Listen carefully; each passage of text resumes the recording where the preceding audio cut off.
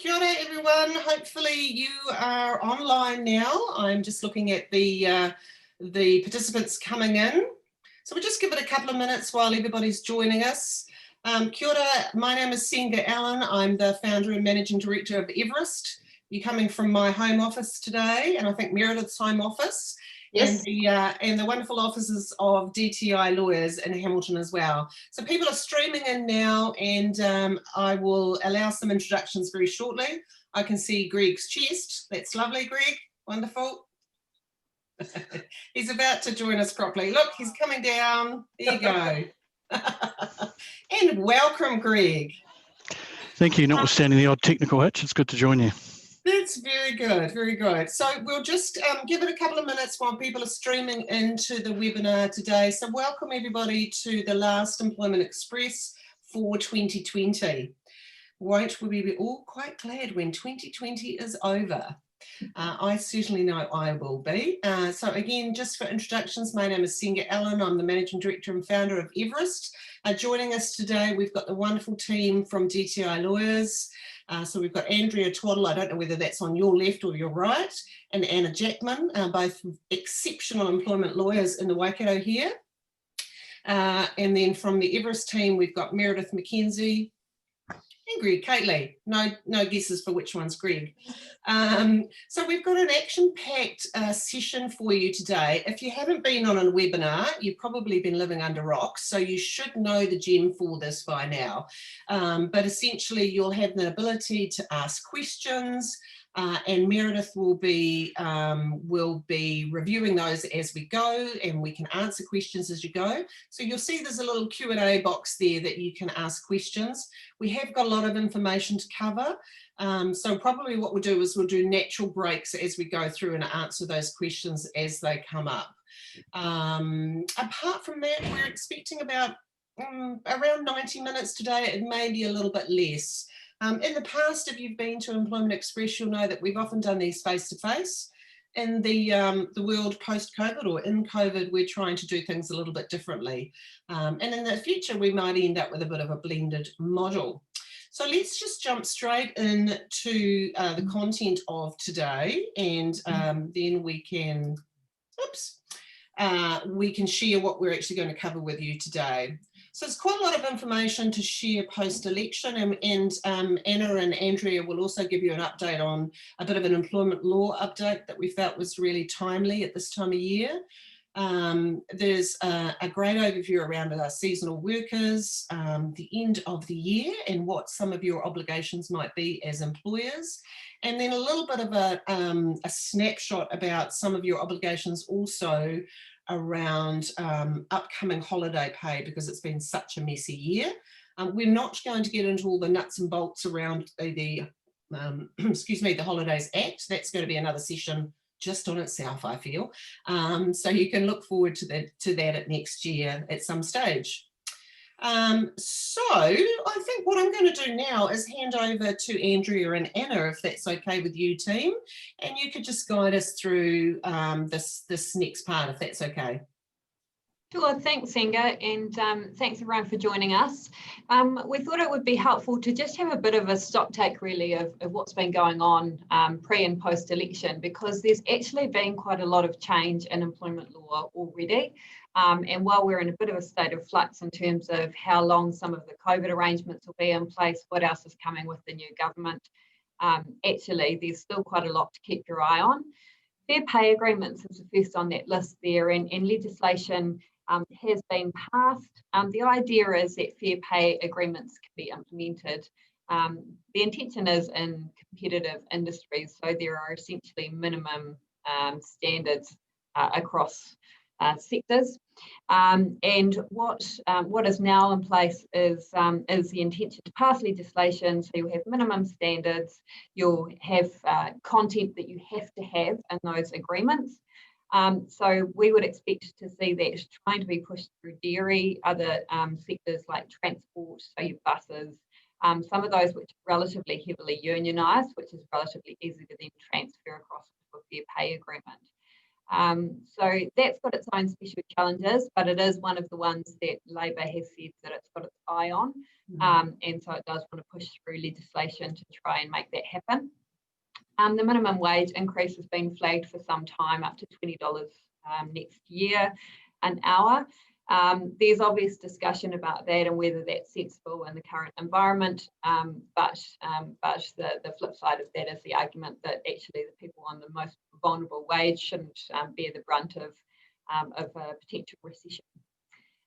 Living wage for contractors in the public service. So there are moves to try and push for again minimum standards, which is this living wage, push those across into contractors. So again, you'll see areas like catering, cleaning, security. So particularly that catering and cleaning reflected in what we already have as vulnerable employees for restructuring type scenarios, and see that transferred across into standard expectations of terms and conditions. It's been a clear signal that Matariki might become a public holiday by 2022, so we'd expect that to be coming in this government's first sort of 100 days moves. And same thing again, the extended sick leave has been foreshadowed, and we expect that to move to 10 days. So that's not in place at the moment.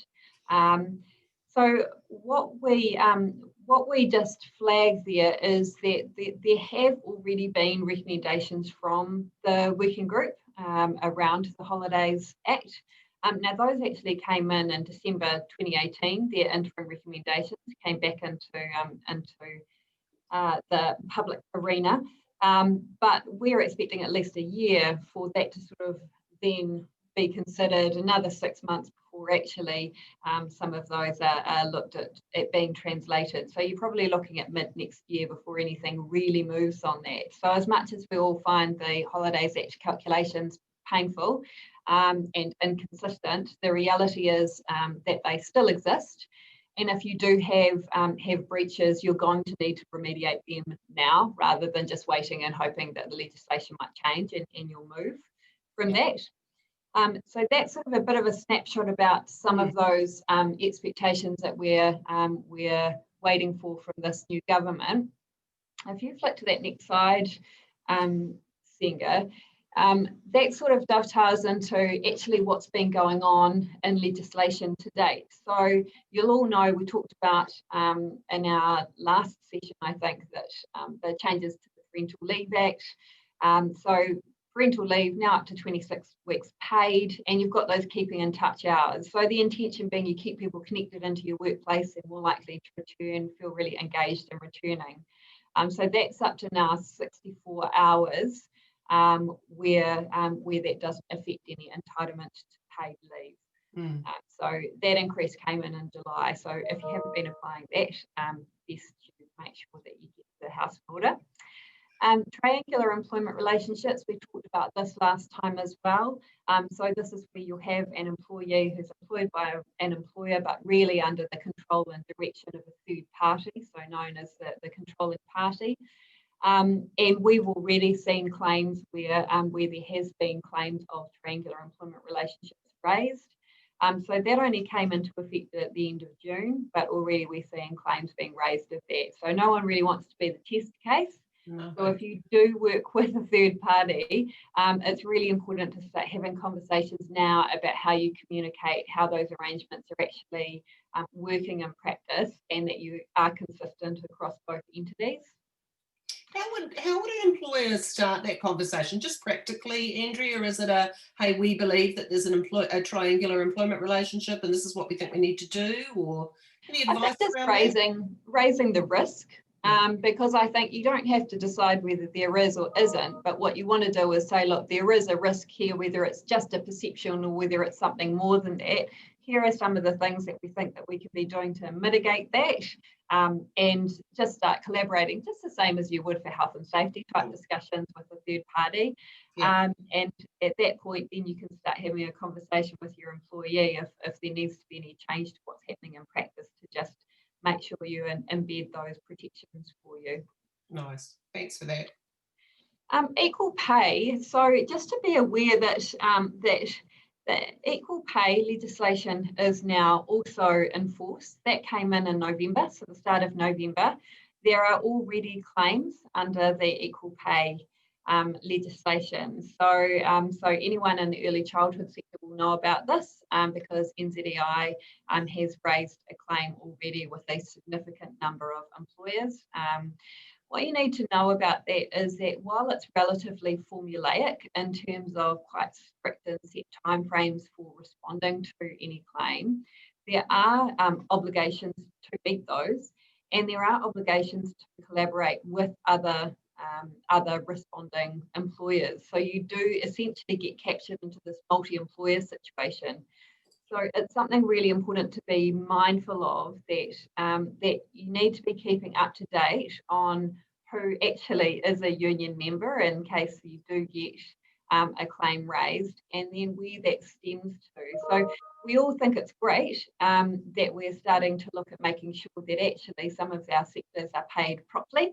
But we just need to be really careful that you're actually meeting these quite short time frames, or seeking to have some of those extended. And there's scope for those, but if you get one of those claims come across your desk, don't just ignore it and hope it'll go away. It's just important to make sure that you're actually responding and getting some advice early. Yeah.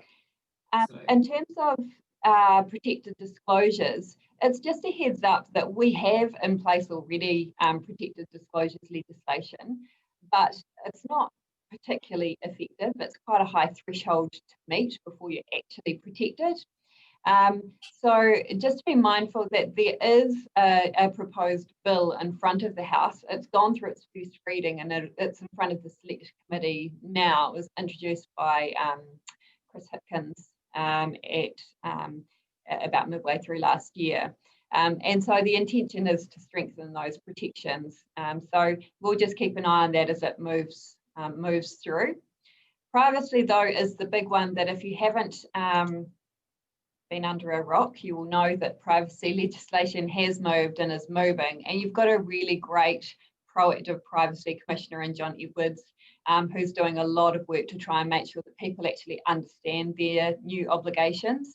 So as of 1 December, the legislation changes. It becomes the Privacy Act 2020. There are some critical things that you really need to know. The first is that mandatory breach, where there is a breach that could cause serious harm or is likely to. And that breach notice goes to the Privacy Commissioner and to affected individuals. So that's quite significant. While the Act itself doesn't actually set out what is serious harm, it does give you some requirements to help you figure out whether a disclosure may or may not be reaching that threshold. So that's something just to be pretty careful about. So there are things like what action you actually take after the breach. So doing something fast and doing it well will help you in those circumstances. Whether information disclosed is actually sensitive in nature. So if you're looking at something like personal health information, financial information that could lead, for example, to fraud, or the disclosure of something that's quite sensitive, then clearly there's going to be more risk of harm. Also, the nature of harm that can arise from the breach. So if you've got information that goes to a potentially malicious third party, where you know there's already animosity and there's very much likelihood of that information getting shared further or being used for some other purpose, then that is going to be bad news for you, and that will be far more likely to require you to notify. And similarly, what steps you've actually taken to protect the information. So if you've got that information encrypted already and something's happened through a hack, for example, or something else has happened, the fact that you've taken steps to proactively manage your data protection, that's important, and that will do you favours. So this is always going to be a matter of scope and degree in terms of figuring out where that threshold sits. Serious harm is relatively high threshold, but obviously, again, we're going to have to see that play out, and what we'd expect is the Privacy Commissioner will come out with case notes and guidance to sort of help people. The idea of those notifications is actually, it means that they can be tracking repeat offenders for one, but also it gives the Privacy Commissioner more information about how some of those breaches are actually occurring. And as I said earlier, you've got a really proactive commissioner, so it means that they can then be taking steps to actually help educate people and say, this is what we can do better. So it's actually quite a practical means of them being able to help out. So rather, more assistance in education as opposed to, hit around the head initially. We're hoping. Yeah. And saying that, there are criminal offences that are introduced. You can get fined up to 10,000 for a serious breach, and the Privacy Commissioner can issue now compliance notices. So there are increased measures to be able to ensure that information is protected, and where there's a breach, actually, there'll be some teeth for the Commissioner to do something about that. But yeah, we'd expect that there will be a more of an educational approach taken. But you'll see already there's actually quite a lot out there that the Commissioner is releasing to really try and help people get ahead of it. So just things in terms of what you should be doing yourselves is making sure that the house is in order. So do an audit of what actually you've got in place around privacy. So how do you collect information? Are you collecting that fairly? Do you have disclosure statements? Do you actually know where information is stored? Is it stored securely? In what circumstances might you release it to a third party? Do the people who are storing that have training? So all of those things. And then in the event there's a breach, what is the process for dealing with that? How are you going to actually decide whether or not that is a notification? So do an audit first. If you're not sure, then clearly Everest and DTI are going to be able to give you a hand with that and make sure that you keep ahead of that. But I would definitely be putting on your agenda, if you haven't already done some privacy training, put that on your agenda for next year. And we've talked already about the fact that we can do a session, just a standalone session on privacy issues early in the new year as well. Great. Sorry, I had a comment. Okay. My understanding, Andrea, is the origins of the changes to the Privacy Act were a lot to do with the developments of social media and the challenges that was been posing for organisations to control comments being made in social media and so on. So I think your comment around further training is a really good place to start for a lot of organisations. And the other thing I think is probably policy around what employees are free and not free to comment on, and what's personal information, because there's potential challenges there for organisations as well. Is that how you see it as well? Yeah, I think when you're looking at training, what you should also be looking at is doing some training around harmful digital communications, and actually what does that look like for your organisation, because we are online a lot. What's not well understood in the privacy world, and we get this all the time, is, but how can an employee do that? And I am not allowed to do that. And the reality is that an employee isn't an agency. They don't have the obligations of an employer that come from the Privacy Act. So that is just part of your responsibility as an employer. You have to know this stuff and you have to comply. The other side of that is actually that there's a huge international move to ensure data protection globally. So some of the new privacy principles that have been introduced are actually really to reflect the work done in the EU and up in Europe around data protection. And so making sure that we are now consistent with those international obligations. So our Privacy Commissioner here is part of a very select few who are part of that international group who are all over the data encryption, data protection. And so we're actually really well placed to be consistent with our international obligations, because he's driven a lot of that. So it is important that we just understand how that is in reality. And where we've got employees that have access to things online, we need to take some responsibility to say, what is confidential information, what is intellectual property, what is private information, which is essentially personal information about a person, and how do we manage all of those things? What is above and below the line in terms of those examples, just really practical examples to help people navigate those different scenarios that we're getting. Great. I'm just going to go back. We've had a question about triangular employment relationships legislation. Does it affect your team if they're based overseas? Do you know? Is that going to be very specific, case by case? It probably depends a little bit, because if you've got employees based overseas, then you might have agreed that they still come under the New Zealand jurisdiction, or it may be that they fall in the jurisdiction in which they're working. So that might be a little bit fact specific. If they are based and essentially still working under New Zealand law, then yeah, you've got every obligation to be making sure that actually, however they're managed in whatever part of the world or seas they're working, that actually you're still meeting New Zealand law. Yeah. Okay. So if anyone has questions specific, it'd be worth. Yeah, feel free to pop an email. Yeah, lovely. We'll keep moving, team. We've got quite a bit to cover today. Thank you for that. It's awesome. So we've now got an opportunity to provide a little bit more update on what's been happening with employment law in response to some of our little COVID matters.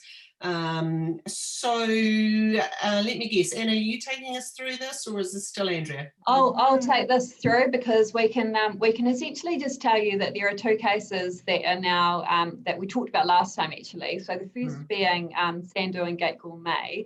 So this was the case where the authority was deciding essentially whether workers were ready, willing and able to work. And what the organisation had done was essentially have an issue around paying minimum wage during lockdown. So that case is on appeal to the Employment Court, and we'll wait and see whether they were in fact ready, willing and able. The second side of sort of the interesting part of that case is that the NZCTU and Business New Zealand have been allowed to be interveners in some of the preliminary, essentially just preliminary matters around that court case. So they'll be allowed to provide submissions as well about the broader consequence or implications of any judgment of the court. So it has got a little bit bigger and broader potential consequence. And the other decision that came through that we talked about last time was Dove Hospice. So this was the case around the employer that had dropped employees' salaries down to be paying them the 80%. So they were paying the 80% because that's what the wage subsidy required. They'd received that, but they hadn't actually got consent from their employers to reduce their salaries. So the authority said, well, actually, that's breaching the Minimum Wage Act. That's not okay.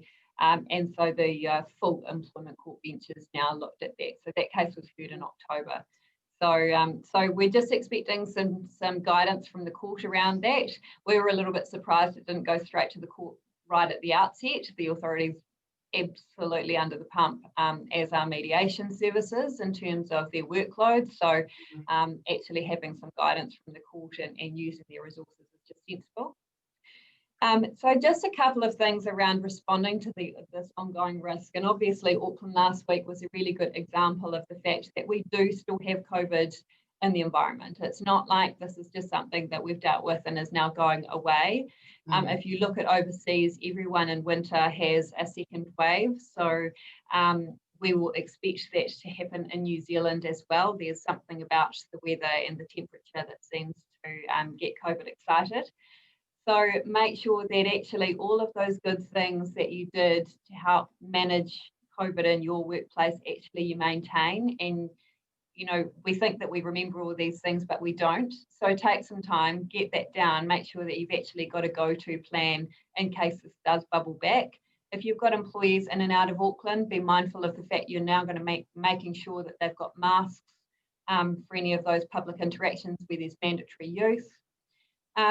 The COVID-19 leave support scheme is still available. So if you have an employee that has to self-isolate while they have a test, they could potentially be eligible for that. So that's that 2-week lump sum payment, $5.85 for a full-time employee, $3.50 for a part-time 20-hour. So that could be available to you. So make sure you check out other means of just trying to ensure that everybody's wages keep ticking over, particularly at this time of the year. There's enough stress without suddenly somebody thinking, well, I've got to come to work because otherwise I can't pay my rent. And that's the last thing you want. There have been a number of flexible arrangements in place. So it's again just having a look to say, well, actually, have we got things right here? Do we need to revert back a little bit to what actually your job was? Or have we morphed now into far more efficient ways of doing things, or different ways of doing things, or part of our business just doesn't exist anymore? So just be thinking about whether you need to formalise any of that, or start having conversations about how that might look different, or, as I said, working backwards. And the same around pay. So, so ensuring that actually you're paying people fairly for what they are doing. Or if you have had different arrangements around pay, that you keep an ongoing discussion about that if an employee was expecting certain things to be reviewed. So for your next year, the things on your list of things to do is to make sure that technology is actually fit for purpose, because we are going to be more reliant on all of our tech. Similarly, around privacy, we spoke earlier. If you've got people working from home, clearly confidentiality, that's an issue that you just need to be making sure that actually people have that ongoing understanding about what your expectations are. And also performance measures. You know, we usually look to sort of the year end for performance discussions. If you work on an annual cycle, certainly you'll be doing a catch up into the new year around performance and what's expected looking forward for the year. If things have changed, so should your expectations, but so should your discussion with an employee, so they actually know that this is what's expected, what they're doing well, what the work-ons are. So it's just about meeting that good faith obligation. So just get your planning in order so that you actually have some structure to those discussions, that they're consistent, and in that way you can be making sure that you're fair. And the big thing for us is just be mindful about well-being. Everybody is tired. Everybody's resilience is at, I would say, that the stretching point. Remember, as employers, our resilience isn't as good. So when we see something that we just need to probably take a step back and say, actually, am I just being a bit harsh too? Am I just thinking the worst? Some of those attribution biases that can creep in.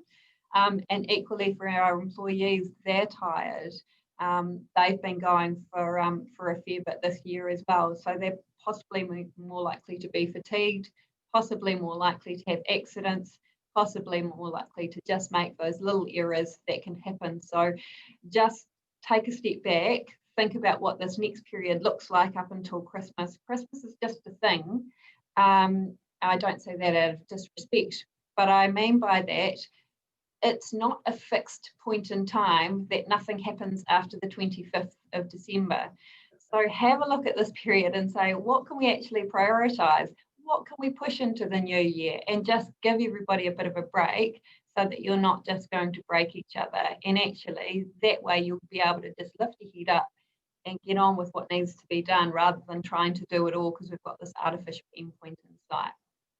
Great advice, Andrea. And I think Kiwis are terrible at this, that they feel that, you know, business is going to come to a grinding halt on the 24th of December, when there is, you know, there is a real opportunity to push things over to, you know, a few days after, or a lot of people are back at work on the 4th of January, whatever that may be. So I do know that everybody is, their levels of resilience are feeling very low. And one of the things, just one of the tips that we did at Everest actually recently, is when we had our one of our team meetings and our planning meetings, we actually just sat down and said, you know, now lockdown, you know, we've had some time to think what worked really well, what would we use again, you know, in the future, what didn't work so well, what do we need to change, what do we need to document, what do we need, you know, so actually having that reflection period sometime afterwards has been really helpful for us about, if we had to do this again, what would we do next? And I'd certainly encourage any business to do that. Yeah, definitely. And the only other thing just to be mindful of is that mediation service has a huge backload of cases that have come off the back of the lockdown, and changing employment arrangements in between then and now. So just be mindful, if you have issues, it's really important to think about actually how you might resolve those. And it might be using mediation, but it may not be. It may be that you've got actually more chance of resolving things early through other means, whether that's a meeting, whether that's without prejudice meeting, whether that's simply picking up the phone between people. But just be mindful that we're going to need to be a bit flexible for a while still. Mediation services are also really heavily promoting Zoom mediations, which are always less effective. There's nothing like being in the room with people to try and actually work through matters and try and get things sort of resolved in a way that you can see the nuances of the people that you're engaging and interacting with, particularly in a dispute situation. So just be mindful that you might need to be a bit more creative and a bit more just open to suggestions that we're going to need to do things differently, so that things don't actually just delay because you're waiting for a mediation date. Nice, good advice. Thanks, Andrea. That's awesome. We'll just keep moving along, team. I can see that we've had a couple of questions come in that have been answered, which is great. So we're going to talk a little bit about, and there's, reading the media at the moment, we clearly don't have enough seasonal workers because there's fruit rotting all over the place. And that's not going to be, solving itself anytime soon. So is this you, Anna? Are we into your space? Okay. Now, I don't have any answers to the fruit rotting question, but I can give you some tips on what kind of employment relationship you might want to be thinking about. So with seasonal workers, what you're really looking at is what best fits the real nature of the relationship, which is obviously the test under Section 6 of the Employment Relations Act. Is the worker really casual? Do they work on an as and when required basis? Are they offered work which they can accept or refuse? And is there any expectation of ongoing work from either or both the employee or the employer?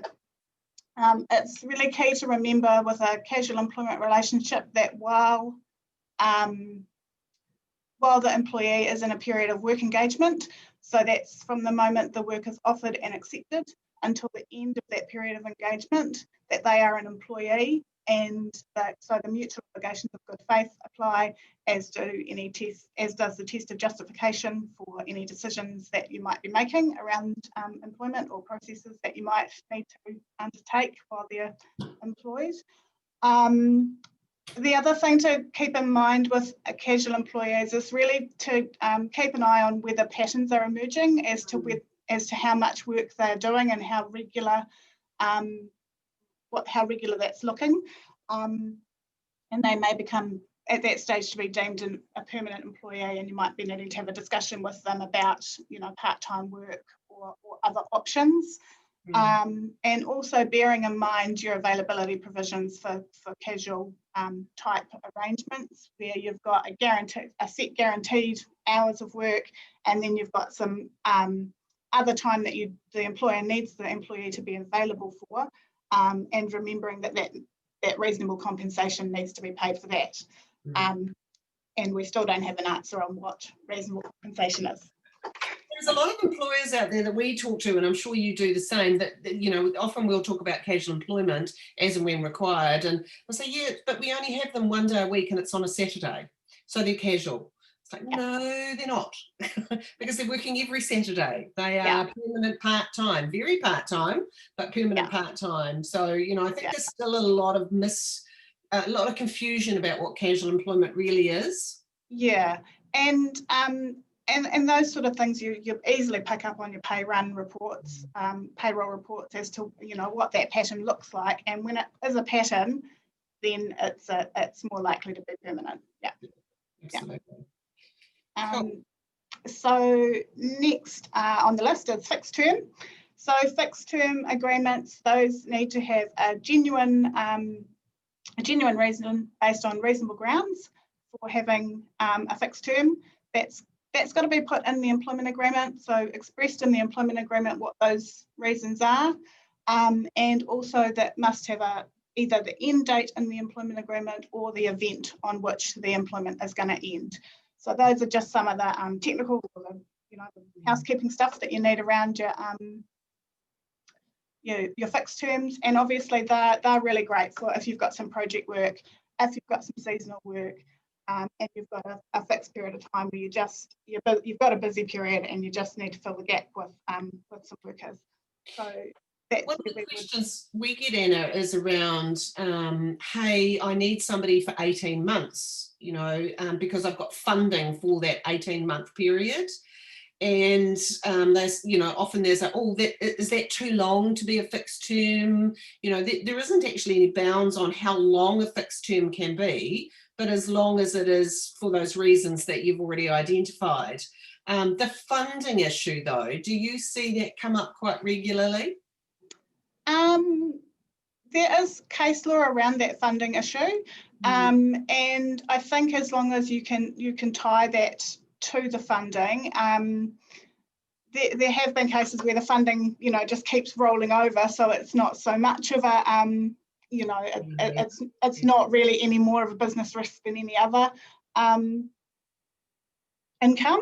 Yeah. So in those cases, it might not be seen to be fixed term, but yeah, you can tie it to funding. Absolutely. Cool, thank you. Am I flicking over to the next slide, team? I don't think so, because I'm about to talk about interns. So the question around interns is, are they volunteers? Yes. So the Rights of the Employment Relations Act obviously don't extend to volunteers, and Section 6 of the Act says that for the purposes of the Act, an employee is anyone who does work for reward and has an intention to work. So a volunteer obviously is someone who is not rewarded and doesn't expect to be. We appreciate that in some instances an unpaid internship is appropriate, and the inquiry again will be what the real nature of the relationship is. So we strongly recommend documenting any agreement that you've got for an unpaid internship, because the intention of the parties is always going to be the starting point. So if you've got that documented, then that's the first, that's the first thing that the authority would look at. Yeah. And then obviously they're going to inquire into how that relationship operated in practice. What are the divergences from the agreement, from the written agreement? And then obviously the control test, how much control you have over that person, the integration test, are they doing work that an employee would ordinarily do?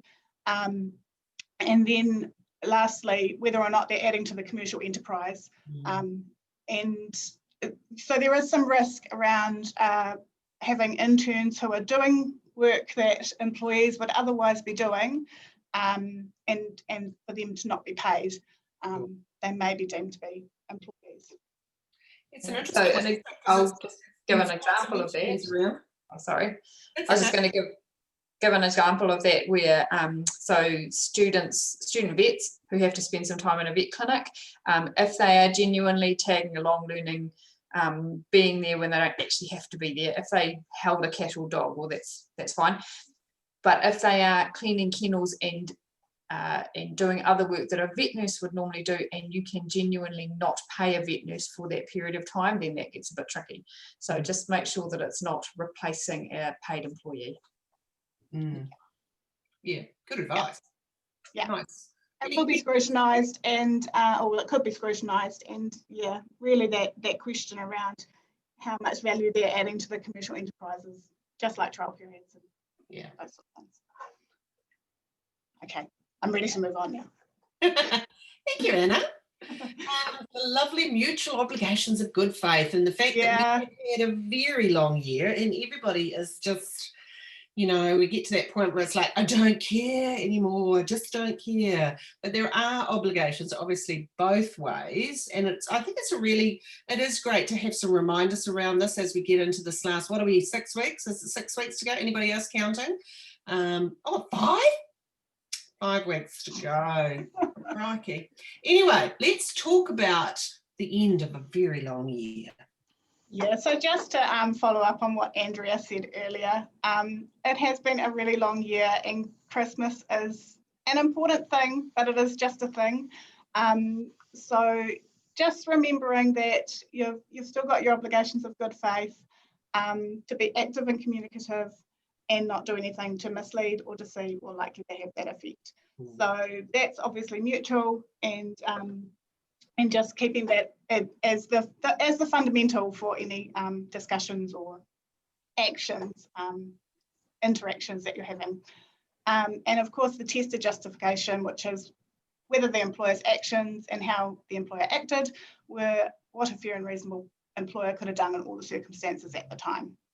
So remembering to be proactive and communicative, checking in on your employees, and not making assumptions about what you consider might be best, having those discussions with the employee, and yeah, making sure that those discussions are documented. In all employees, so people who are on maternity leave, you know, parental leave, those on ACC, you know, they are still part of your team. So, you know, make sure you keep those communications open with them as well, because often that is a group of people who seem to be left out of stuff that's going on at any given time as well, eh? Yeah, fantastic. Can I add to that too? It seems to be every year that we get a one or two at least restructures at this time of year. So I think, again, that's really relevant advice for anyone contemplating making changes to the business at this late stage in the year. Yeah. I just hear you in your voice, Greg, going, please, no more restructuring. Yeah. I think we had a dose of that after COVID. So yeah. Yeah, we feel like we might be all a bit restructured out. Although I saw something online the other day, one of the ministers saying that pretty much we think, you know, that the restructuring and redundancy is now all over. And I thought, gosh, that's interesting. It's I'm not entirely convinced of that one yet. Yes, good advice. Cool. So look, one of the things we talked about in the last Employment Express was about well-being, resilience. How do we do the whole take a deep breath, move forward, take some time? You'll recall, if you were on last time, Jean gave us a great summary on NCBL3, which is a tool that's used to help us all pause and actually reflect on what's going on. But of course, there has been some impact on business in terms of wellbeing in the workplace as well. So it'd be good to just get a little bit of a cover on that as well, either Andrea or Anna. It's me again. You again. Yeah, so just a reminder that the recent case law from the Employment Relations Authority has reflected that increasing recognition on that mental health is just as important as physical health, which is really good to see. And that the authority does expect employers to commit to high standards when working with their employees who are experiencing difficulties with their mental health, and looking at how the employee can be reasonably accommodated to the best of the company's ability.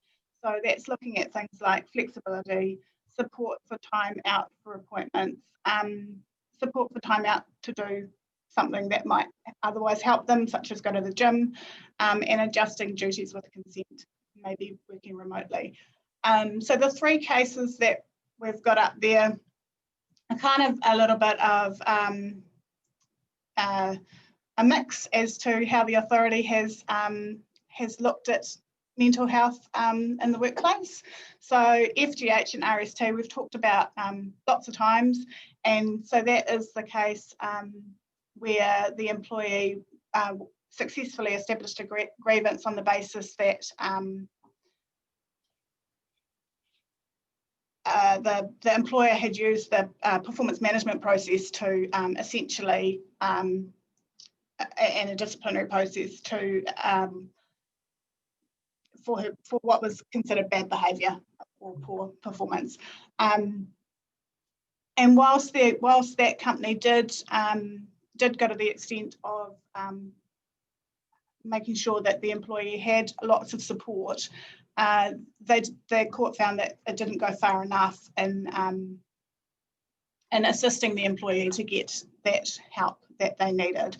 So that's the case that kind of sets quite a high bar for employers to be making sure that you are really trying to assist the employee to get the help they may need.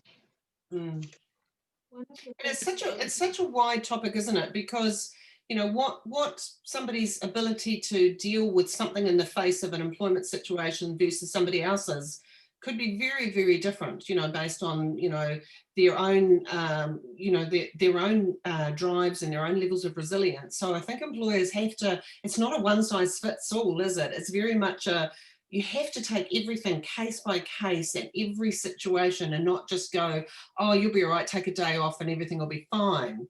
That's not always the case, is it? Yeah, and that's and that is exactly what's happened in the next case, Eilish. That case, he was a commercial manager, a sales manager, and they acknowledged that he wasn't performing.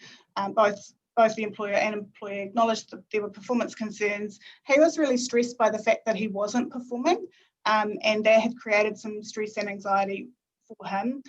So what they decided was that they would mutually agree that the employment relationship would come to an end rather than go through any performance process. And the authority said that that was okay. And in ending their employment relationship, the company did go to the extent of allowing extra time to go to interviews, an extended notice period. But yeah, so that employee and the employer acknowledged at the time that the performance management process wasn't right for him. Obviously, he then raised a claim afterwards, but yeah, the authority agreed. Yeah, that one was interesting, and some of the things that they did right was after they'd had the discussion, they gave him the letter to take home and consider before he made the final decision, and that was a really key point in establishing that he had time to seek advice or to decide not to, and he accepted it. And I think they also had some documentation. They probably could have done better on documenting the meetings that they had, because this guy came back later and changed his mind, got a bit stressed and decided to accuse the employer of doing the thing wrong. So yeah, but it was important to show that he had time to think about these things and to seek advice if he wanted to. Interesting times. I don't think we've seen the end of the impact of mental health and well-being in the workplace by any stretch of the imagination. So I think the overall advice for any employer at this point in time is to really look at this really objectively, I think, isn't it? And try and do as much as possible and seek advice from others about, you know, what is best practice. There are some great websites, there's some great resources available, and there's some great providers who can help you if you have, you know, workplace wellbeing issues in your business. And just recognising that it's not a one size fits all process. And that's key, and knowing that it's okay to adjust your process if things do crop up. Yeah, indeed. Thank you, Anna. So some little wee lessons from the authority. Can I just jump in there? One of the questions that we get quite a lot is employers will say, so for example, RST, the employer didn't ask questions about actually whether there was anything from a medical perspective that they should be aware of. So in terms of that health information, they were found to essentially be lacking that step of saying, is there anything that we need to know about that we can then manage? And so essentially what they were doing was managing performance, but actually that was just managing the symptoms of ill health. So we do get that question where employers say, but we asked them that and they assured us that they were okay and everything was all right and there was nothing wrong with them. And so what do we do? Well, you take the employee at their word. They are required in good faith to communicate actively and honestly with you. There becomes a tipping point of that where really, if you're very concerned about somebody's well-being, you're going to have to decide whether you need to escalate that further. But your first port of call is you're entitled to accept their word, but you do need to have actually asked the question and made sure that actually you are looking out for their well-being first. So that's just something that we get asked quite a lot. So just practically do that step first, and if they say no, hands off, I'm fine, there's nothing wrong with me, well then you can get on with things and just accept your word. Yeah. Hey, just to Andrea's point, and I was going to comment because I have had a couple of these in recent times. And the poor old employer often starts at the point of, okay, we've got a diagnosis here of a problem, but that doesn't give us a prognosis for where to do, how things are going to change in the future. And they're left with an employee that's on sick leave and no idea of when they're likely to return to work. They're also, commonly employers are often scared to sort of progress that any further because they're concerned about the well-being of the employee, but clearly they've still got a business to run and need to make some decisions about how they're going to run that business and fill that individual's role for the foreseeable future, however long that's going to be. Now, it occurs to me that a good starting point for a conversation here is just simply to build cooperation with the employee, who's often obviously in some distress in terms of mental well-being, and I would argue often too scared about what the consequences of that might be for their employment. So my regular advice to them is, look, just have a discussion with them. See if you can't build a little level of cooperation and don't appear to be anywhere near threatening, because I think that's only going to distance things and make it harder in terms of how to go forward. And to Andrea's point as well, medical information starts to become really important at this point. So you've got arguably a medical certificate that says sick and can't attend work for the next 30 days or 60 days. And often those will back to back and roll on for a while. But again, you're lacking that prognosis for the future. So that's where the cooperation comes in handy. You know, if you can get alongside the individual, express your concern about their well-being, and that you're not intending making any quick decisions, but neither are you a qualified psychologist or counsellor to understand what the future may be, and therefore seek their support in obtaining more medical information. And then you can start to make a little bit of progress around how do we fill the role on a temporary or ongoing basis. So yeah, as I say, just seems to be a run of that, and probably a little bit of that is on the back of what we've been through with COVID and the challenges that people have had both personally and at work as a result of that as well. Yes, the absolutely must not is, hey, I've got this problem, I've got this employee, they're a problem, I want them out, you know. And unfortunately, sadly, we hear that more than not, and it's a sad state of businesses where you're taking quite a harsh approach to that. So yeah, proceed with caution, I suppose I would always say, but it's not great human relations, is it really, team? I think we would all agree. So in terms of some of these other lessons around mental health and well-being, issues around confidentiality and support, you know, what are the concerns there, team? Yeah, so it's just really a matter of making sure that any confidential information that you do receive from your employee, any medical information that you've got, that is only shared with who it needs to be shared with, and that confidence of that information is kept.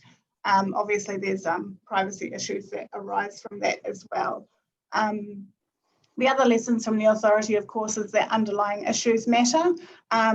Where an employer knows or ought to know that an employee has got underlying medical conditions or health problems, then take a cautious approach in treating it as a performance or disciplinary issue. That's not to say that you can't run those processes, but you just need to, it is a factor that you need to take into account, obviously, and sensitively. And just thinking about how can you reasonably accommodate what that worker requires. Can you offer EAP, other counselling, subsidised sessions? Your employee might have some ideas around what they need to, and whether or not, you know, they might ask you for other support. So just taking that into consideration.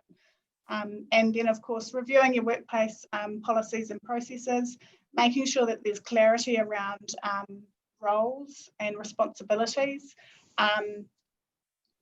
getting rid of unrealistic targets, and being aware that processes may worsen an employee's condition. So just those are the sort of the key takeouts from some of the cases that we see in the authority. One of the best pieces of advice I was given over the years is, if your son or daughter was facing some of these issues in the workplace, what would you like them to experience? And that's kind of a nice yardstick, I think, for anybody who, or family member, it doesn't need to be son or daughter, you know. And I think as employers, if we all take a little bit of time to rethink about if this was somebody that I loved, that's in my family, that's being, you know, managed or unmanaged in a poor way, then we probably would do things quite differently. So I think, you know, that's a tip from me for the end of the year is, how would you like to be treated in situations like this if it was you? So we've got a few little local lessons now that the Everesters are quite keen to sort of just give a little bit of a snapshot on.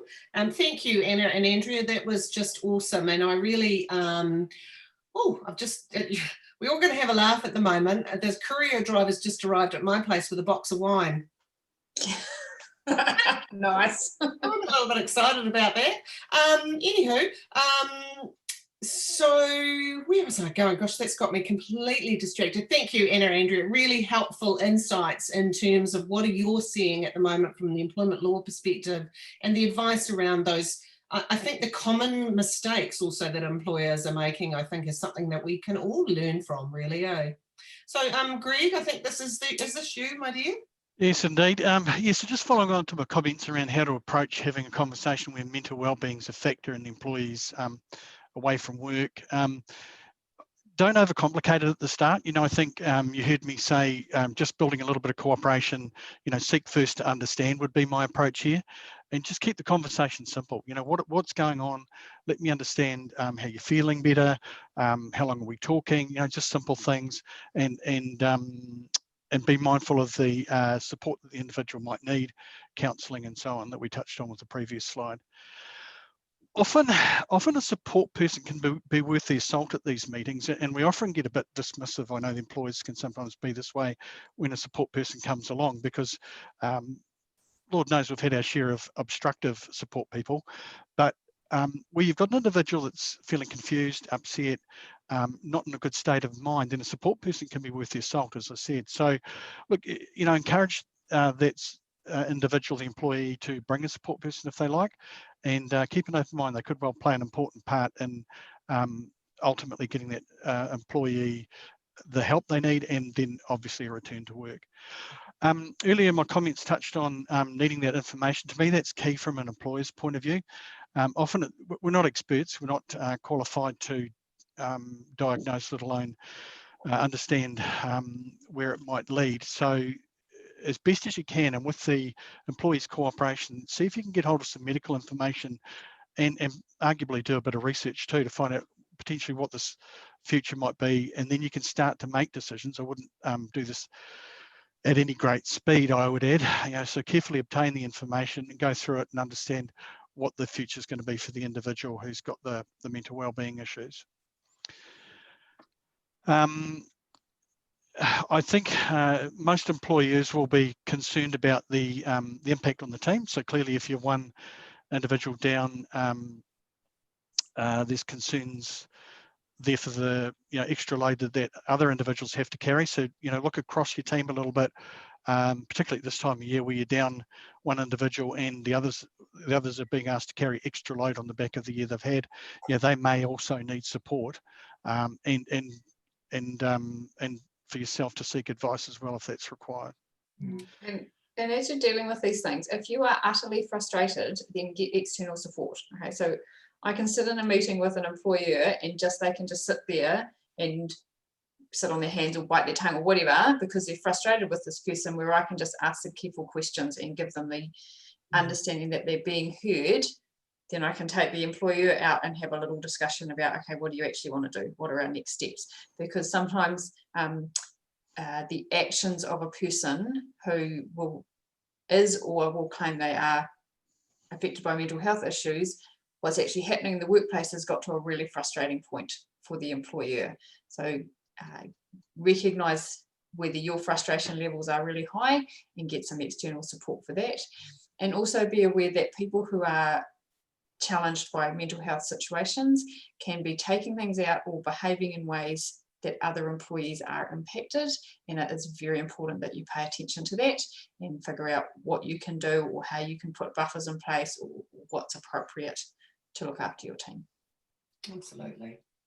There's lots of ways to help and support, and I think, as I say, there is no one size fits all, and I think we just need to be more open to that. As far as, you know, having those conversations, and I've seen some wonderful outcomes actually, where this approach of, you know, really being empathetic, really being understanding, offering support, being mindful of where somebody may be in their world at any given time, and actually the person has been able to return to work and felt really, really supported. So, you know, I think ultimately, if we even look at it terribly from a fiscal point of view, somebody returning to work fit and healthy and feeling part of a team has got to be the most beneficial thing at the end of the day. Great stuff. I'm just conscious that we've been rattling on here, and if anybody has any specific questions, I would encourage you, because we are coming to the end of the conversation, to post up any questions. I just had a quick nosy at the chat as well. There was some issues with sound, but we've managed to fix that by the looks of it. So before we head on to the next slide, which is really about managing the upcoming holiday, given the close down scenarios. So feel free, as I say, ask any questions. We're happy to answer those. So yes, we are having a holiday. Well, most people are having a holiday come December, and there will be some that don't, unfortunately. And those that were hoping to go to Colorado for skiing in the middle of the year, well, that's just not happened either, or at the end of the year. So who's talking about managing holidays, team?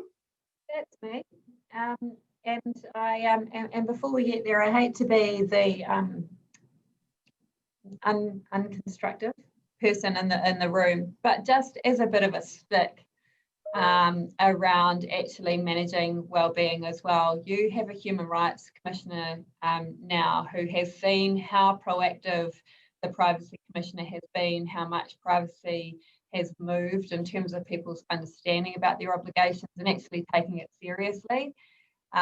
So we are aware, he spoke with us a few weeks back, and has made it very clear that he is focusing on certain areas. One of those is sexual harassment, but I would expect in the current environment that another may be mental health, because where an employer has an obligation to make sure that they take reasonable accommodation for somebody's ill health, and they don't do that, we should expect to see more claims arise. And I would expect that the Commissioner might be quite interested in that, in terms of actually this is an opportunity for us to do better. And if people aren't doing that proactively, they may look at that from a stick point of view. The difference there is that the Commission can actually pick up the legal costs and pursue that, so that it doesn't cost the claimant. So as an employer on the receiving end of that, it's suddenly the balance in terms of the risk shifts quite significantly. So I would really hope that everybody here is engaged in having that really proactive conversation, but just to be aware, it's very possible that you might see a commissioner start to move in that space as well. So in terms of managing holidays, we really just want to make sure that everybody has just turned their mind to the fact that obviously we do have holidays coming up. You will all be managing that in different ways this year, and that's fine.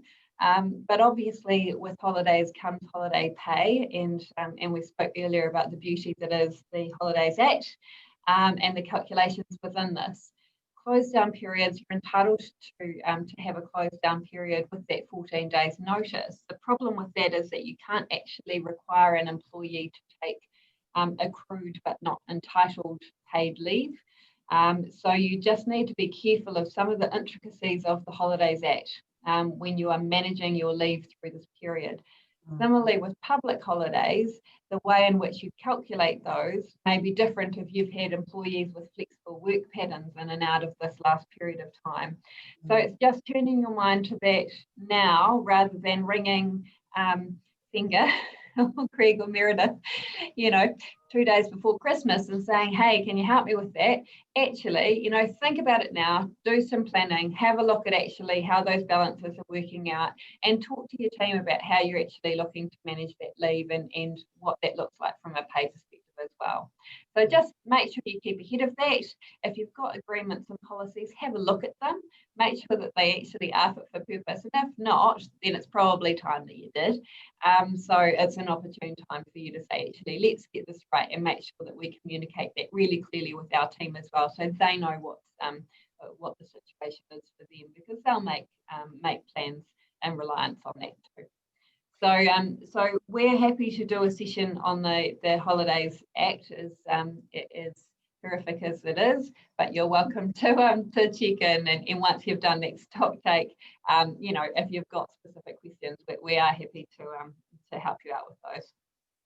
I think one of the questions that's likely to come to mind is if employers had a close down period during COVID, and then we're facing another close down during Christmas, what does that do to my holiday entitlement anniversary date? Was there any change? Does that need to be considered? I suspect there'll be those types of scenarios that people are starting to go, oh, how's that going to work? Yeah. And from an anniversary date perspective, it shouldn't shift that, but it may change whether you can require an employee to take leave if you try and have a second close down period in any 1 year. Yeah. So again, that's a matter of talking to your employees, because where there is agreement, clearly that's great. But where there's not, then obviously you do need to be mindful about the constraints of the Act and what those actually require of you as the employer, because ultimately it's always going to fall back to you to be making sure that you're consistent with the Act. You're the employer, it falls to you. Absolutely, it sure does. Cool. Anything else on the up and coming managing holidays? It certainly would echo Andrea's comments around start looking at it earlier rather than later, and have a look at your payroll provider, have a look at any information that they may be sharing as well, and don't leave it to the 24th of December, because that could be cause some challenges overall. So look, happy to answer any off-the-cuff questions now. We have come to the end of our session, so we've been very good with timing this time around. We are keen to sort of get your feedback too on future sessions. Andrea's already mentioned a couple of ones here, being the Privacy Act and the Holidays Act, just riveting good topics that need to be addressed. All of our education levels need to be continually improved in that space. But if there's particular sessions that you'd like us to focus on next year, one of the things that Andrea and I have been talking about is that we continue to run Employment Express like these sessions on a quarterly basis, but maybe we do some more topical stuff more regularly during the year as well, which could be a combined event as well. So if there's some stuff that you are keen to have us present on, we'd love to hear from you. You can do that through the usual channels. All of our email addresses are on both websites, and the specialist employment lawyers are listed on the top of the page, and the people and culture specialists are listed on the bottom of the page here. So that's all I have. Any other questions or comments from the team? Thank you, Andrea and Anna. No, just if we're not in touch with everybody as this period sort of rolls towards the end of the year, or hurdles, as some people are feeling like it is, then I do hope that everybody just stays well and has a really restful break. Look after yourselves as managers and supervisors and employers, who are largely the people who tune into our Employment Express. You're the people that carry a lot within your organisations. You're the people that stay up at night wondering that everyone's okay and that your clients are okay and your people are okay. And I think it's really important that you stop and actually make sure that each of you as individuals are okay, and be really proactive and mindful about that. So please make sure that if you don't have things like EAP or supervision or external support in place, talk to Everest or I about who some of the local people are, because there are some really great people working in this space who are well qualified. I've just got a question here around clarifying in terms of close down and what we mentioned. Would the COVID lockdown be considered a close down period? Would this mean we can't necessarily require an employee to take leave during the Christmas close down period? That would depend on whether you made any assurances or made any statements that your business was in a close down. I don't think on the face of it you could be saying that that the lockdown was a close down unless that's how you treated it, because you're probably going to run into some questions there about whether employees were ready, willing and able to work, and that may affect some decisions that you made. So go back to what you actually communicated at the time to your employees and whether that was a decision made to actually formally close the business, and that may influence whether you're able to close down at Christmas. Yes, good to get some advice around that now, as opposed to in December. Wonderful. Thank you, everybody. We really appreciate your attendance today, and it's always a pleasure working with the team at DTI, and I can highly recommend their support if you have any particular issues that require a specialist employment lawyer. On behalf of Everest, thank you again, and we look forward to joining the DTI team again in the new year. But have a wonderful holiday, a good break, and let's have come back in 2021, completely forgetting about 2020 with a bit of luck. Take care, everyone. Thanks very much for joining us. Cheers. Thank you, Chris. See you, team. Thanks, everyone.